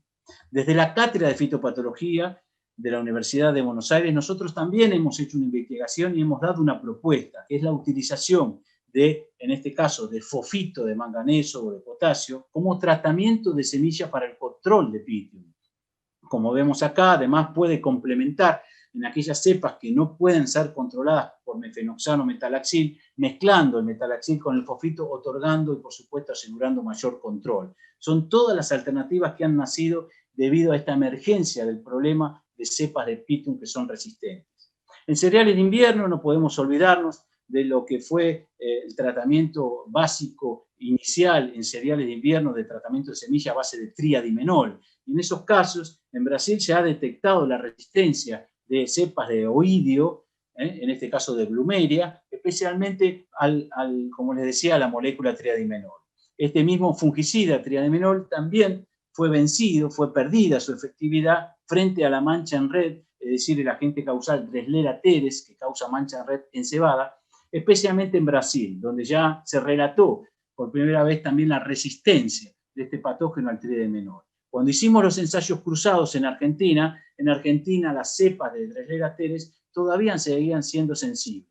Y la explicación es básica. En Brasil, el número de aplicaciones, la frecuencia de uso del triadimenol como tratamiento de semilla era mucho más alta que en Argentina, y por eso esa generó resistencia en Brasil y no en Argentina. Y llegamos a la actualidad, donde inclusive hay una preocupación, no solamente en el mundo, sino también especialmente en Argentina, donde se discute por qué está reemergiendo el patógeno Ustilago tritici, Ustilago nuda, especialmente del carbón y especialmente en cebada, en realidad. Pero como ustedes van a ver aquí, desde el año 1986 comienzan los registros de resistencia de este patógeno, especialmente al carboxil, una molécula que fue descubierta y fue realmente revolucionaria para controlar el carbón. Fue una de las primeras moléculas sistémicas que se utilizó en semilla. Sin embargo, bueno, el hongo venció al carboxil, ahí tienen registros de Francia, de Canadá, y recientemente, en el año 2015, hemos intercambiado con una investigadora de Francia, que además de haber podido tener resistencia al carboxil, es probable que empiece a haber también casos de resistencia en las nuevas carboxamidas. Obviamente coincidimos en que, como en Argentina, las carboxamidas no se utilizan en forma aislada, sino que se utilizan con triazoles resistentes. Esta cuestión de generar resistencia a nuevas carboxamidas no sería de alta preocupación para nuestro país. Y bueno, aprovecho para decir también que es probable que la emergencia de los carbones se deba especialmente no a problemas de resistencia, sino a una ineficiente distribución del fungicida sobre la semilla, la dosis que se utiliza, la amplia difusión de semilla infectada, con lo que está logrando, en pocas palabras, un escape del patógeno. El segundo caso, el segundo punto de vista que vamos a analizar para ver el impacto de la resistencia de hongos a fungicidas y la relación con la semilla, es la resistencia confirmada en fungicidas foliares, es decir, confirmada en el campo. Y ahí vamos a ver cuál es el impacto y consecuencia epidemiológica en la semilla infectada, eventualmente que se va a cosechar de ese lote. Y ustedes saben, en primer lugar, que un buen cultivo siempre comienza con una buena semilla. Y una buena semilla saben que es pureza, poder germinativo, vigor, y pocas veces se incorpora inmediatamente también el concepto de sanidad. Tenemos que hacer a veces varios esfuerzos para decir que la sanidad también forma parte de la calidad. ¿Por qué? Porque la semilla infectada constituye el agente más eficiente de diseminación y el medio más seguro para la supervivencia de los patógenos. El patógeno, estando en la semilla, tiene una garantía absoluta de supervivencia entre campañas. Y es a partir de la semilla que un patógeno se puede introducir en un campo, en una región o en un país que no estaba. Tomamos, por ejemplo, a Dreslera tritici repenthes, el agente causal de mancha amarilla, que está presente en semilla y que nosotros en Argentina determinamos que también existe una eficiente transmisión desde la semilla a la plántula y posteriormente una posible epidemia. Demostrando que la semilla es infectada es el principal inóculo de introducción de inóculo en un país. Bueno, lamentablemente, y también desde la cátedra de fitopatología hemos demostrado que existe en esta mancha amarilla, en este agente causal, problemas de resistencia a través de mutaciones. En este caso vamos a mostrar un ejemplo que presenta este hongo, que es la mutación G143A del gen del citocromo B, que lo que le otorga, la habilidad que le da a estas cepas es resistir a las estrobirulinas. Entonces, esto ya está confirmado, se hizo un trabajo con Francisco Sautúa desde la cátedra de fitopatología demostrando esta situación nueva, emergente para nosotros. Entonces, si nosotros sabemos que el agente causal de mancha amarilla está presente en semilla y sabemos que la semilla es una fuente de introducción del patógeno, ahora tenemos que pensar cuál es verdaderamente la importancia de la patología de semilla en trigo. Y yo quiero proponer, y quiero preguntar también, ¿por qué yo puedo considerar que el principal patógeno de semilla de trigo es Dreslera tritici repenthes? El principal punto es que tenemos que hacer un diagnóstico más sensible, porque es de difícil diagnóstico. Muchas veces este hongo crece más lentamente, puede ser tapado por otros. Es de difícil control este patógeno. Son pocas las moléculas las que están ejerciendo el control y va a depender mucho de las dosis. También, vuelvo a insistir, así como lo hablamos en carbón, la falta de uniformidad, la tecnología del tratamiento de semilla hace que muchas veces el fungicida no cubra perfectamente la semilla no reciba la dosis necesaria o dejen espacios dentro de la misma cobertura seminal libres de fungicida. Entonces, es muy importante saber que Dreslera tritici repentis deberíamos considerarlo como el principal patógeno de semilla en trigo, principalmente por la consecuencia de lo que estamos analizando en esta conferencia. Una semilla infectada es capaz de introducir también, además de un patógeno, una cepa de ese patógeno que es resistente de un patógeno que antes no estaba en el lote, región o país. Esto quiere decir que yo a través de la semilla, además de introducir patógenos, puedo introducir una cepa de este patógeno que es resistente. Y eso hago entonces ampliar, aumentar la dinámica espacio-temporal de la resistencia de este patógeno. Difundo más masivamente la resistencia geográficamente hablando a través de la semilla. Y por eso necesito priorizar, eliminar y erradicar. Simplemente para que vean cuando hablo de uniformidad. Vean acá, hay semillas que casi no recibieron fungicidas. Acá semillas que han recibido hasta en exceso fungicida. Miren, esta es una muestra de semilla de esta campaña que ha sido sembrada. Entonces, esta es una desuniformidad total. Y a veces, muchas veces, la sutura que tiene botánicamente en forma morfológica la semilla de trigo, cebada, al no tener el fungicida ahí, el patógeno porula tranquilamente en esa sutura y genera ese escape a estos fungicidas. Entonces, es muy importante también la uniformidad. Siguiendo con el punto de vista 2, pero ahora vamos a analizarlo desde otro punto de vista, sino que es a partir de la semilla que se va a cosechar, es también la resistencia que se confirma en el campo de fungicidas foliares y cuál es el impacto epidemiológico, cuál es el impacto, la consecuencia en la semilla infectada con la presencia de ese patógeno. Bien, ustedes saben que en soja, una de las principales enfermedades es el tizón morado de la hoja y el manchado púrpura de la semilla. Es un patógeno grave, es un patógeno que genera daños y además es de difícil control. Por supuesto, a partir de la semilla se puede introducir también este patógeno en el campo. Y luego, si la planta está totalmente infectada, especialmente en las hojas que están cercanas a las vainas, vamos a reinstalar el patógeno en la semilla que se va a cosechar. Bien, muy recientemente en la tesis doctoral de Sautúa, desde la cátedra de fitopatología, hemos determinado también cuáles son las moléculas fungicidas que dejaron de ser eficientes a consecuencia de la resistencia de Cercospora kikuchi y de otras especies logradas en el campo. Y esto es muy importante porque ahí se determinó en este reciente trabajo la resistencia a todas las estrobirulinas, la resistencia también a gran parte de la población analizada al carbendazim. Entonces, cuando nosotros observamos últimamente en los tratamientos de semillas fallas del carbendazim para controlar Cercospora kikuchi y otras especies de Cercospora, nos estamos encontrando definitivamente con que la resistencia llegó también al tratamiento de semillas. Y es lógico pensar esto, es sentido común. ¿Por qué? Porque una vez confirmada la resistencia a un fungicida de un patógeno foliar que infecta también a la semilla, este fungicida también será ineficiente como tratamiento de semilla, por lo tanto no debería ser usado y por lo tanto se muestra la ineficiencia tanto a campo como tratamiento de semilla. Finalmente, el caso 3 tiene que ver con aquellos casos donde todavía no hay confirmación de resistencia o hay muy pocos casos. Y en esta situación particular se usa el mismo mecanismo de acción de fungicida tanto a nivel foliar o como tratamiento de semilla. En estos casos, al usar el mismo mecanismo de acción, hay un riesgo adicional. Entonces, ¿cómo vamos a manejar este riesgo? Especialmente en los casos. Para eso tomamos como ejemplo a una enfermedad muy compleja. Una enfermedad compleja es la ramularia, el salpicado necrótico de la cebada, no solamente en Argentina, sino en toda Europa. Una enfermedad que es difícil de entender cuál es su origen completo, cuáles son los factores desencadenantes, participa el estrés oxidativo, pero además fundamentalmente tiene una gran habilidad de generar resistencia a casi todas las moléculas. Es una enfermedad grave en Europa que es casi la que decide qué moléculas usar. Lo mismo sucede parcialmente en Argentina. Y si nos vamos a Europa, vemos que hay muy pocos fungicidas. Tenemos las carboxamidas, pero que lamentablemente tenemos que anunciar que ya hay cepas en Europa que son resistentes a este grupo de moléculas. El proteoconazole, que ha sido que ha sido eficiente en algunos años, se está observando en Europa una caída de su eficiencia. Y el clorothalonil, a las carboxamidas, al proteoconazole, al resto de los fungicidas eficientes, está prohibido desde mayo de 2020, o sea, de este año en Europa.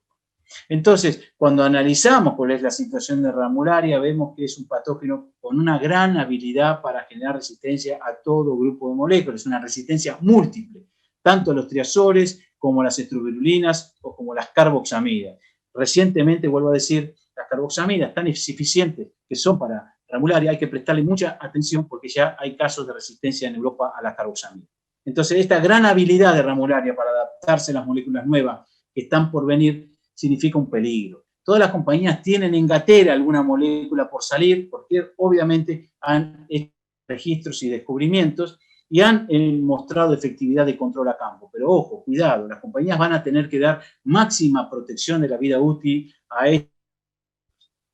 Entonces, les decía al principio de todo que hay muy pocos trabajos que relacionan básicamente resistencia, que fue estudiada a campo, que es la mayor cantidad de documentos científicos registrados, con el impacto, el estudio, el rol epidemiológico de la semilla infectada. Uno de los pocos trabajos, si son naciones teóricas, Kitchen y otros colaboradores. En esos casos, cuando se dice que, en el caso, por ejemplo, de Ramularia, se utiliza una carboxamida en semilla y una carboxamida a nivel foliar, estamos planteando un riesgo adicional y debemos considerar el tratamiento de semilla como un equivalente, como comparable a un tratamiento foliar y debería sumarse para limitar el número máximo de aplicaciones. Es decir, no debería aplicarse más de 2 veces los inhibidores de la succinato de deshidrogenasa, por ejemplo, las carboxamidas por cultivo, incluyendo el tratamiento de semilla como un tratamiento más.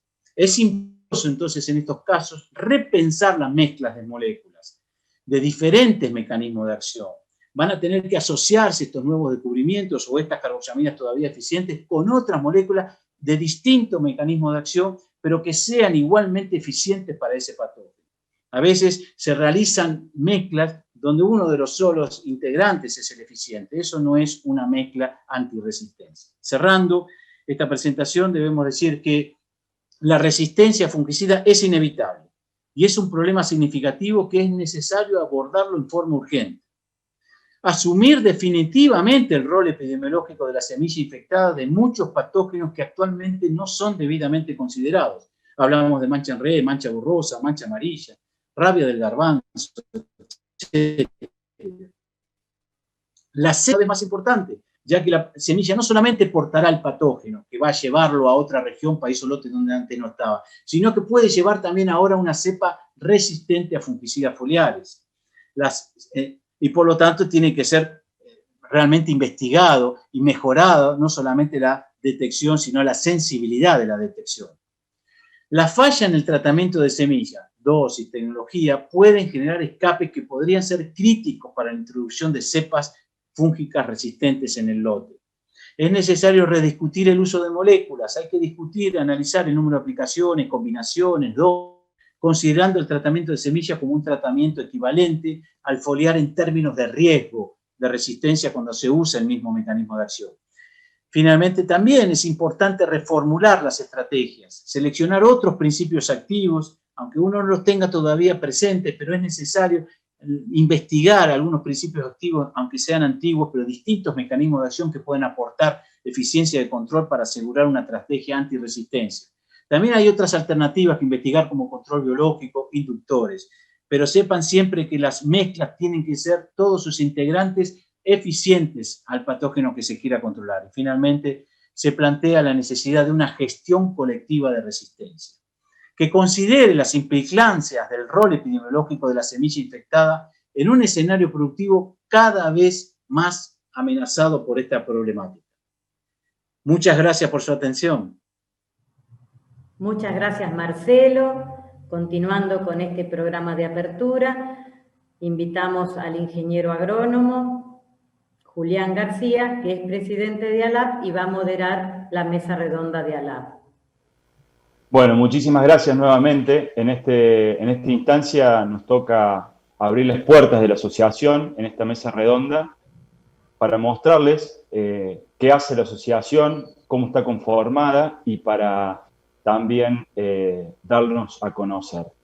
En primera instancia me gustaría tomar este mensaje de Fernando en su conferencia de que los grandes saltos en la humanidad se han realizado gracias a la cooperación, ya que el ser humano tiene y tiende a esta cuestión de juntarse y de pensar, y al pensamiento colectivo, ¿no? Creo que las ideas y los grandes saltos tecnológicos surgen de este pensamiento colectivo y de construir en comunidad. Es por eso que te tomo, Fernando, esto que traes para presentar a la asociación, ya que creo muy apropiado esto.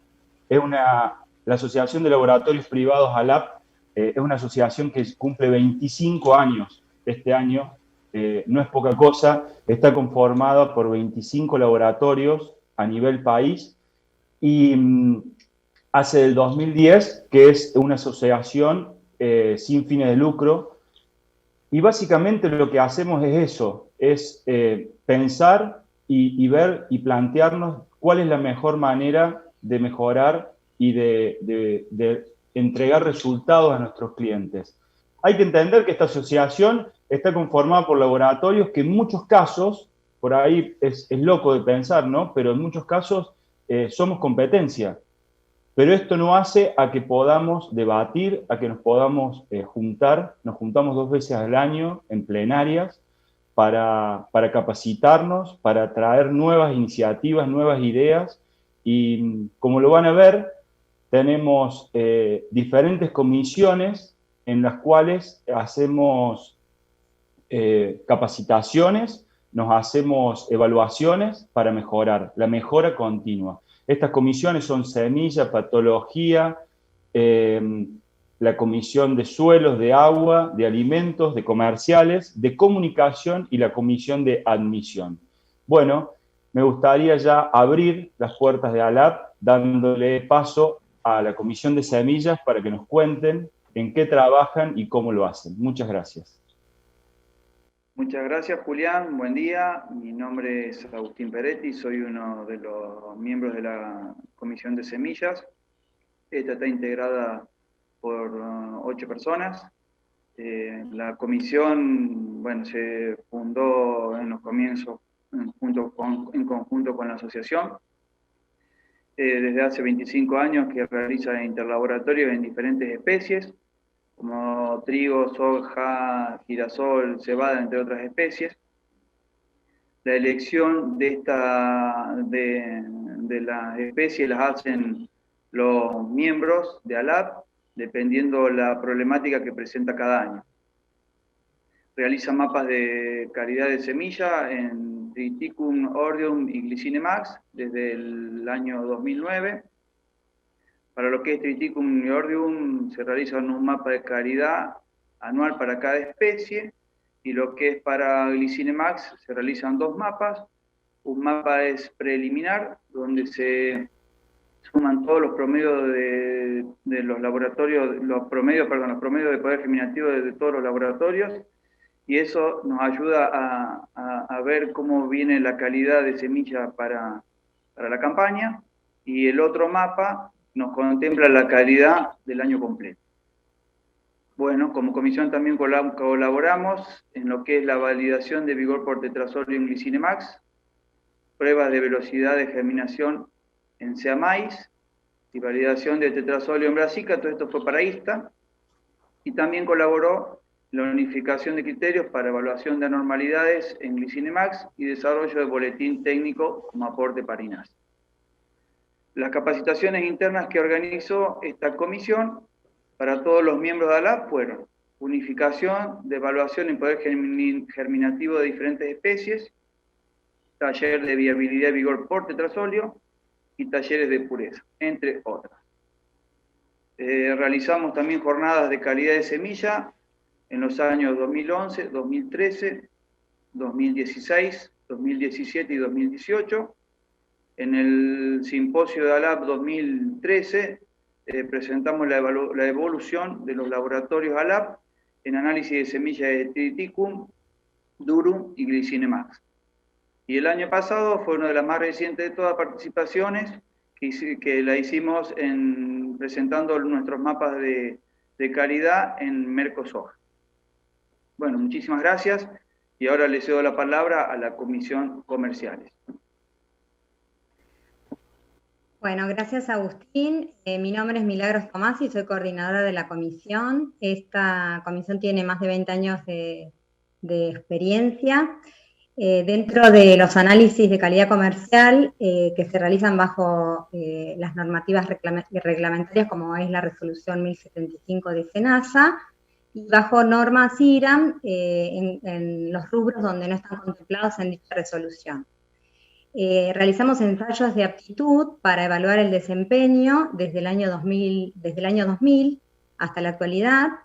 Los primeros interlaboratorios eran muy sencillos, después fuimos evolucionando y incorporamos el test de homogeneidad y la evaluación estadística externa, para que sea lo más independientemente posible y según el resultado obtenemos información muy valiosa, por ejemplo, para decidir qué capacitaciones tomar.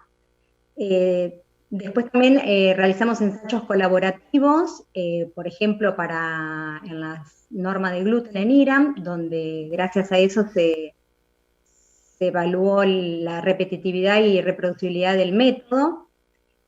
También se hacen ensayos colaborativos con alguna iniciativa de algún miembro de ALAB. Y también somos miembros activos, ya sea en forma presencial o virtual, del subcomité de cereales en IRAM, desde el 2012 y desde el 2017 del subcomité de legumbres, que fue la fecha donde se creó. Cada año en las plenarias se propone sobre qué grano y qué rubro se hacen los interlaboratorios, según las diferentes inquietudes o necesidades y las diferentes zonas agroecológicas del país, porque no todos tenemos los mismos cultivos. Y después también decidimos qué capacitaciones hacen falta según los intereses de los miembros. En base a eso hemos realizado talleres de capacitación o actualización en SENASA, en la Escuela de Recibidores de Granos, en la Chacra Experimental Barro y también con gente del INTI. También hemos hecho publicaciones en la revista de análisis de semillas. Bueno, muchas gracias y ahora le paso a la Comisión de Patología la palabra. Bueno, muchas gracias, Milagros. Soy Martina Zauilia, integrante de la Comisión de Patología. Nuestra coordinadora es Mercedes Scandiani. Desde los inicios de ALAB desarrollamos distintas acciones. Organizamos interlaboratorios internos en metodologías para detección de enfermedades en diversas especies. En los mismos participan también laboratorios externos a la red, pertenecientes a universidades y organismos oficiales, todos referentes en fitopatología. En los interlaboratorios, por ejemplo, comparamos y ponemos a punto distintas variantes del método de Blotter test para detectar hongos específicos, como el método de restricción hídrica para la detección de Cercospora sogina y el Osmo Method para Dreschlera. Nos capacitamos, liderados por nuestra coordinadora en metodologías de análisis de patología de semillas y diagnóstico de enfermedades en plantas. Publicamos en el sitio de ALAB los mapas de patología en forma continua desde 2009 para soja y desde 2011 para trigo y cebada, con el relevamiento de la información de las muestras que se analizan en los laboratorios de la red que brindan este servicio de patología de semillas.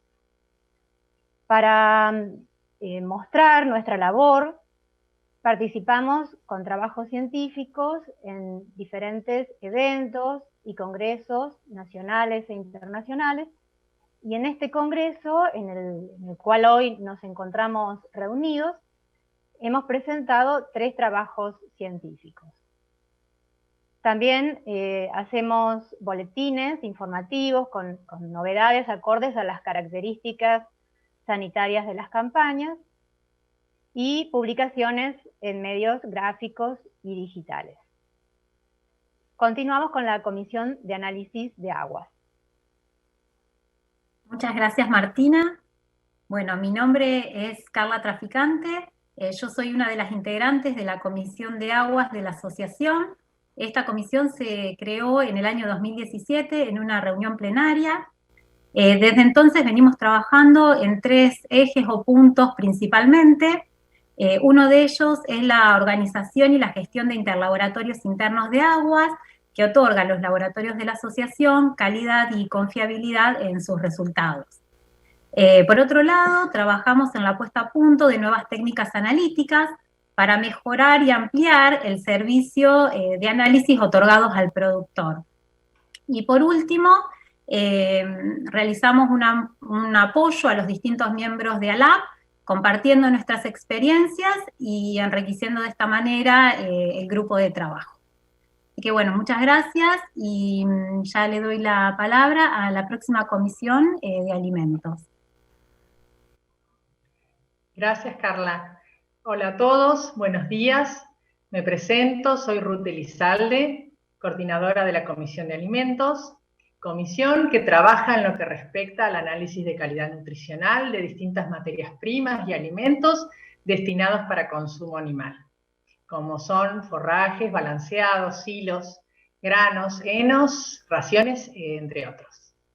Es una de las comisiones creadas más recientemente, se conformó en el 2017, y estamos abocados en los ensayos colaborativos de las distintas técnicas de análisis para las diferentes matrices de alimentos. Para ello se realizan interlaboratorios, el desarrollo de los mismos comienza con la selección por sorteo de 2 laboratorios, que serán los encargados de la preparación de las muestras a analizar y su correspondiente test de homogeneidad bajo el protocolo de UPAC.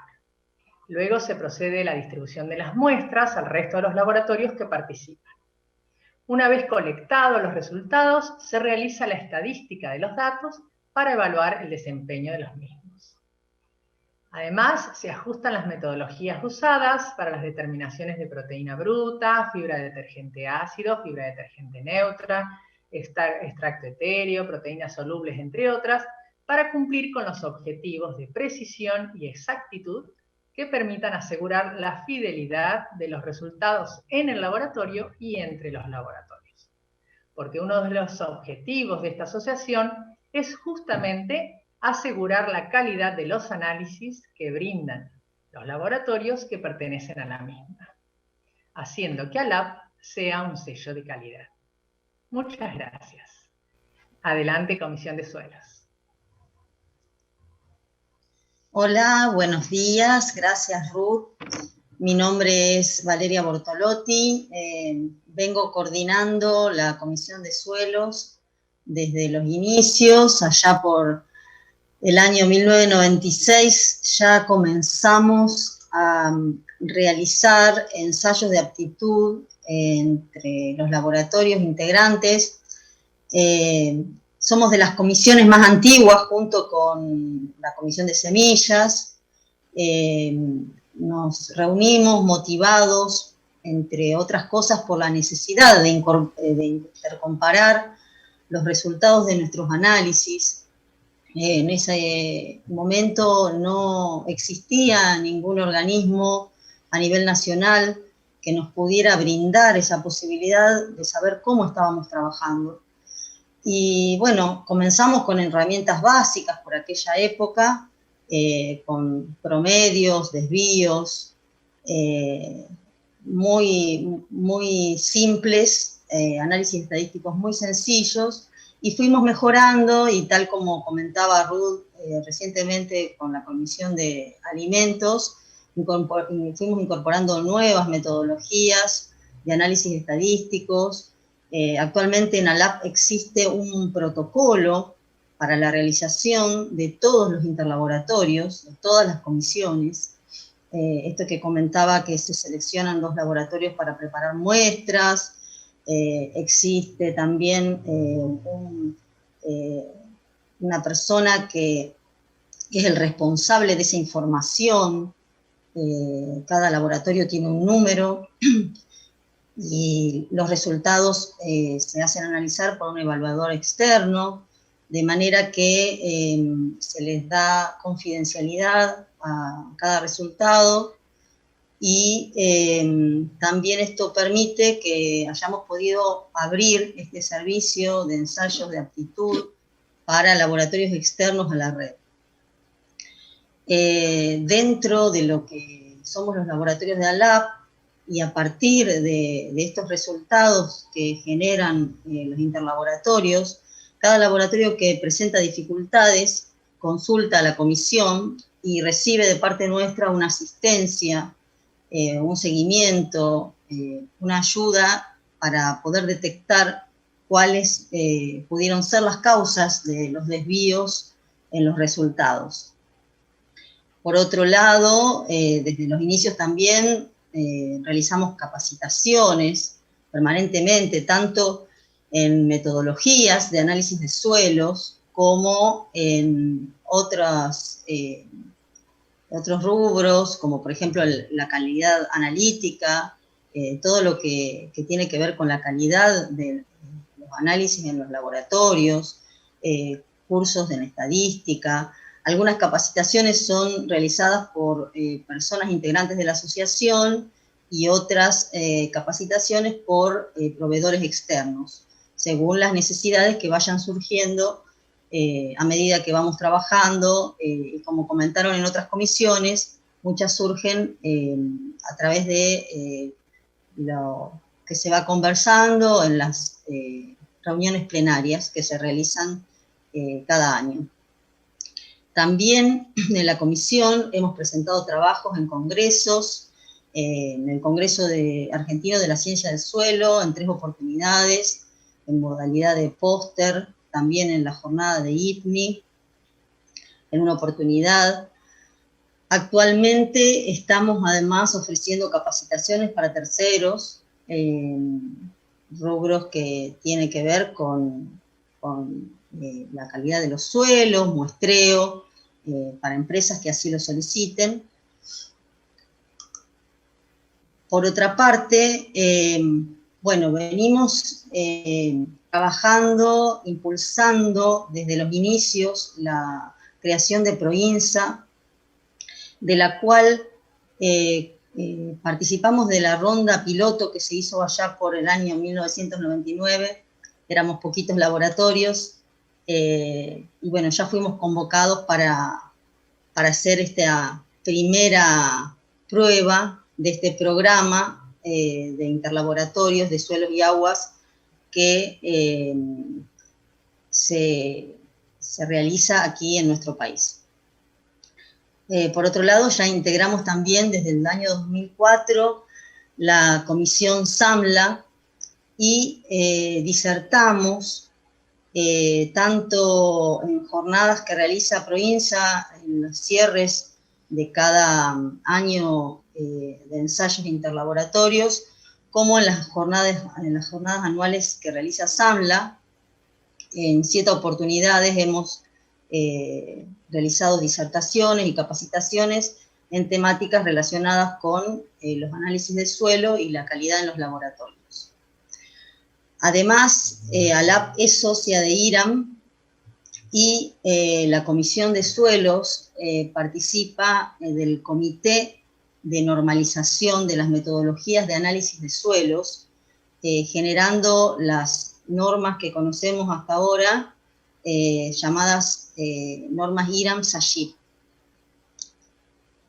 Además, desde el año 2018, conformamos el panel de expertos del Observatorio Santafesino en Suelos, que es un organismo que surge a partir de la Ley Provincial de Suelos 10.552 de la provincia de Santa Fe, y trabajamos activamente conformando la subcomisión de laboratorios y aportando nuestro conocimiento sobre el tema en el rubro de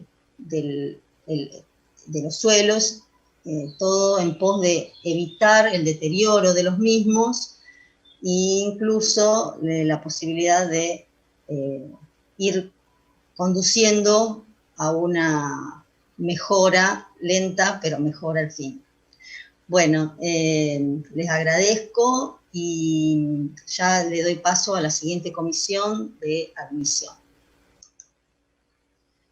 Gracias, Valeria. Bueno, mi nombre es Laura Maritano y pertenezco a la comisión de admisión. La misión que tiene nuestra comisión es sumar nuevos integrantes a la asociación, integrantes que estén consustanciados con los objetivos de ALAP. ¿Para qué? Para profundizar los logros de la asociación, para ampliar sus metas y extender la representación de la asociación a distintas zonas del país.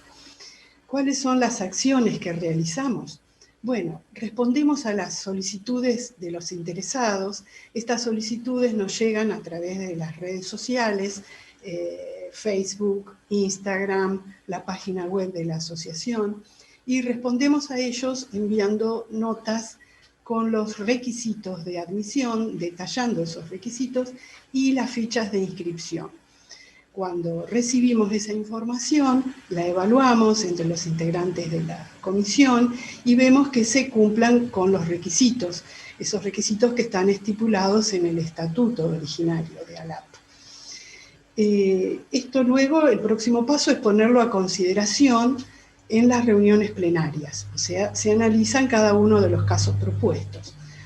Y también recibimos de parte de los socios de ALAP propuestas de nuevos candidatos. Entonces, en ese caso, lo que hacemos es enviar invitaciones a esos candidatos sugeridos. Entonces, una vez iniciado el proceso de ingreso del solicitante, lo que hacemos es establecer contacto con las distintas comisiones para asegurar la realización de los ensayos de aptitud interlaboratorios, que es uno de los requisitos fundamentales por los que debe atravesar el postulante, asegurándonos entonces la llegada de las muestras y el envío de los resultados en tiempo y forma. Lo que hacemos también es guiarlos, conversando con ellos, en nuestra relación personal con ellos, orientándolos para la realización del pago de los aranceles. Llegado a este punto, definimos, entonces tratamos de definir en las plenarias la incorporación de ese nuevo socio para, si no hay ningún impedimento, integrarlo a la actividad de ALAP. Bueno, este año, con motivo del 25 aniversario de la asociación y la realización del congreso, se decidió lanzar una promoción que es un descuento en el arancel de ingreso de un 25%. Entonces eso está comunicado en las redes y regirá para aquellos que presenten la solicitud durante el año 2020, hasta la finalización de este año. Así que bueno, muchas gracias y paso con Natalie de la Comisión de Difusión.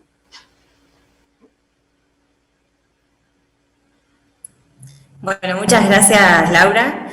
Yo soy Natalie Lázaro, estoy representando a la Comisión de Comunicaciones, donde somos 5 integrantes. Como verán, hay muchísimo trabajo dentro de ALAP y dentro de esas reuniones plenarias, que son uno de los centros de intercambios más importantes que tiene la asociación. Surgió en el 2018 la necesidad de formar esta comisión como para hacer un nexo justamente de comunicación, primero entre ALAP y la sociedad, ahí un poco para mostrar a través de las redes, como bien mencionaba Laura, trabajando con Instagram, Facebook, LinkedIn, por supuesto la página web, los canales de comunicación por mail, a través de publicitar tanto las jornadas como los servicios que brinda la asociación y cada uno de sus laboratorios, difundir la información técnica que se genera dentro de cada comisión, que es totalmente valiosa y, por supuesto, con la seguridad del trabajo de los datos. Bueno, difundir los laboratorios que pertenecen al ALAP y también las capacitaciones que estamos generando y que se forman dentro de cada comisión. Otra de las necesidades que teníamos era también llegar a otros laboratorios con la intención, por supuesto, de que formen parte de esta familia lapense y también, como Laura lo mencionó, de ampliar las fronteras en cuanto a las zonas de aptitudes agrícolas, ganaderas, para enriquecer la información que se genera dentro de ALAP. Así que es fundamental un poco eso, ¿no? Que la representación del país sea total en lo posible. Y las estrategias que hemos estado trabajando es un poco con cada comisión, es la generación de estos contenidos que sean publicables en los diferentes medios, las redes sociales que venimos trabajando, y también empezamos a trabajar en lo que es la renovación de la imagen de ALAP. Entonces, bueno, en los intercambios de las plenarias y en la conexión que tenemos día a día, renovamos el logo, renovamos la página web, las vías de comunicación, y bueno, un poco de esto de llegar a la sociedad y mostrar y hacer conocer lo que esta gran familia está haciendo. Así que bueno, un poco lo que representa ALAP es lo que es conocimiento, calidad. Fíjense en que parte de lo que contaban de los referee test, exactitud, precisión, repetibilidad, fundamental en cuanto a nuestros resultados de cada laboratorio, la conformación de los talleres y sobre todo el vínculo y la confianza. Eso nos representa estar vinculados, estamos convencidos que a través de los intercambios que se generan salen proyectos muy buenos y bueno, hay mucha calidad para acá en ALAP para trabajar y mostrar a la sociedad y sobre todo, por supuesto, al productor que es quien toma las decisiones en su sistema de trabajo. Le doy paso a Julián, muchas gracias. Muchísimas gracias, Natali. Y me deja pensando siempre que escucho y veo todas estas comisiones, ¿no? que se van formando, que se formaron, el para qué, ¿no? El para qué, que es esto que estamos hablando, el compromiso que tenemos hacia nuestros resultados, hacia nuestros clientes, y creo que básicamente una comisión que no se nombró es la humana. Como pueden ver, ALAP está formado, como muchas instituciones, por una gran cantidad de personas, de instituciones, y me gustaría traer un dicho a esta final, a este cierre de esta mesa, que es que cuando uno ve un árbol que es frondoso y florido es porque tiene buenas raíces profundas. Creo que, bueno, esto es lo que se está mostrando con estas comisiones, con ALAP, y básicamente también pensar en que la mejora continua únicamente es posible si dejamos apertura y tenemos ganas de abrirnos a nuevas técnicas, a nuevas formas, y creo que demuestra que el compromiso y la pasión que tenemos en ALAP nos abre estas puertas y siempre es bueno recibir nuevos integrantes. Así que muchísimas gracias. Gracias por esta apertura, por dejarnos abrirle las puertas para mostrar lo que somos, y espero que tengan un gran congreso, saquen provecho y germinen nuevas ideas. Muchísimas gracias. Muchísimas gracias, Juli, y a todos mis compañeras de ALAP. La verdad que un lujo. Bueno, acá estamos ya finalizando con la apertura, que realmente agradecemos muchísimo a las autoridades y por supuesto a los conferencistas y a mis compañeros de la mesa redonda. A la conferencia de Fernando la podríamos resumir con una palabra que es intensificación, a la de Marcelo con otra palabra que es riesgos, y a la de mis compañeros de ALAP con una palabra que es compromiso. Agradezco muchísimo toda esta apertura que hemos logrado entre todos, y ahora vamos a continuar el congreso en 2 salas en simultáneo, Sala Credence y Sala ALAP 25 años. Les pido que naveguen y que le saquen el jugo al máximo a toda esta modalidad virtual. Les comento que todos los currículums de los disertantes, que son grandes referentes de nuestro país y también de otros países invitados, se encuentran en la web de ALAP. Así que bueno, sigamos navegando por las aguas de nuestro congreso, este primer Congreso Argentino de Semillas. Vamos a pedir un aplauso para el cierre de la apertura y dar inicio al desarrollo del Congreso en las dos salas.